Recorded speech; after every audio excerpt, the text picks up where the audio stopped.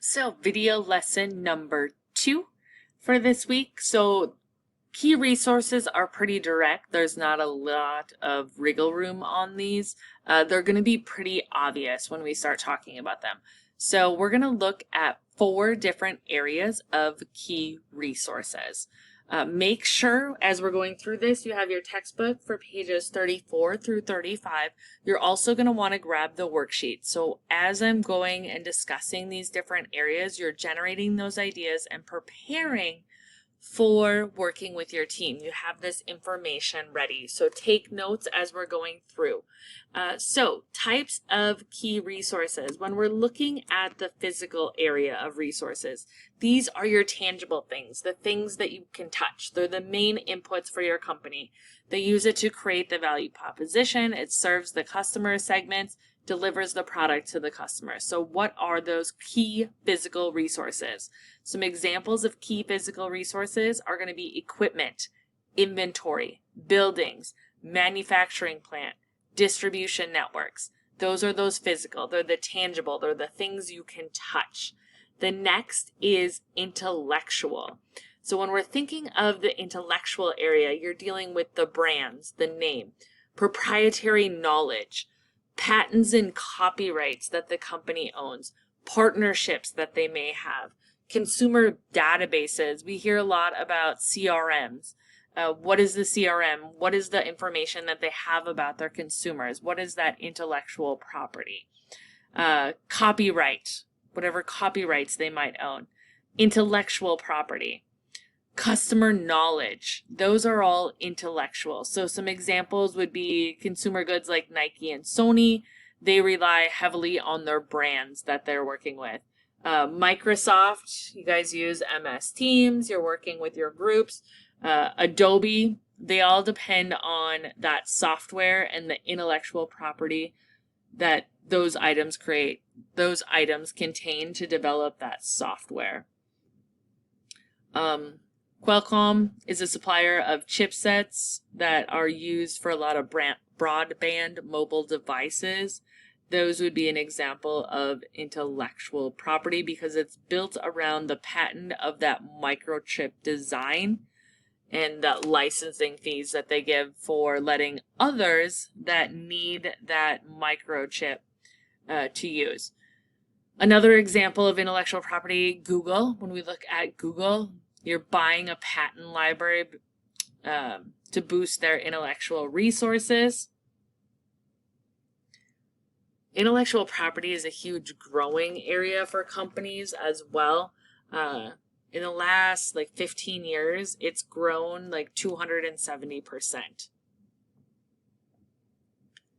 The next area that we're looking at, so we've covered the first 2, is human.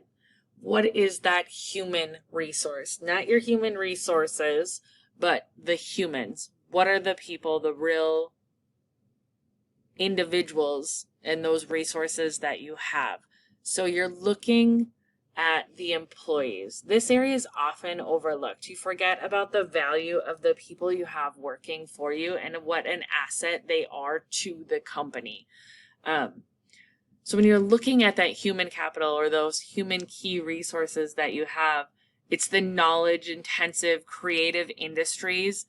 If you look at a pharmaceutical company, you rely heavily on those humans, those human resources, the skilled scientists, the aggressive sales force that you have. That is your human key resources. You need them in a pharmaceutical company because you can't develop the vaccines or the treatments like we have for COVID right now without those humans that are within that creative industry and that knowledge intensive industry. Marketing firms, utilizing those marketing individuals, those are huge human capital pieces, key resources that they need. Specifically, companies in service-based industries require a great deal of creativity, extensive knowledge pool. They need those customer service representatives, those software engineers, those scientists. They're pivotal for that company. Without those individuals, it's hard to be successful. FedEx if we look at FedEx as an example, those truck drivers are the human resource. Combined with their physical resources that they have, such as the truck, they deliver those products to the individuals. Without those customers, without those humans, how would they get the product shipped from point A to point B? So they need both physical and those human physical labor to get that done. The next area is the financial. So what financial resources are required in order to keep this business operating? What finances do you need? So cash, line of credit, the ability to have stock options potentially. Some models, depending on what type of business model you're looking at, depend specifically on heavily on financial resources or guarantees that they have that cash, line of credit, stock option pool for hiring key employees, for example.